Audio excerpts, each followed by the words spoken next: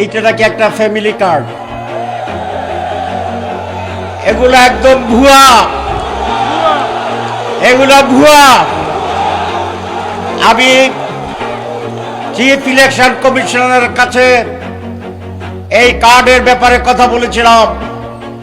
তিনি বলেছেন এটা বেআইনি, যারা কার্ড নিয়ে এরকম যাবে তাদেরকে আপনারা আটকাবেন। এখানে ওসি সাহেব আছে, আমি ওসি সাহেবকে বলবো এগুলা আমাদের নির্বাচনী বিধির আচরণ ভঙ্গ, আপনি এগুলাকে অ্যারেস্ট করে তাদেরকে জেলে পাঠাবেন।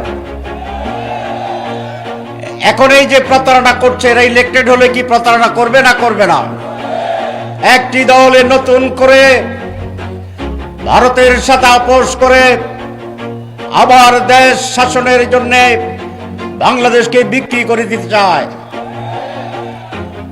এদেশের মানুষ 4 কোটি যুবক এটা হতে দেবে না ইনশাআল্লাহ। আপনারা জানেন আমরা একটি বৃহত্তর 11 দলীয় জোটের মাধ্যমে নির্বাচন করছি। এই 11 দলে সমস্ত ইসলামী দলগুলো আছে।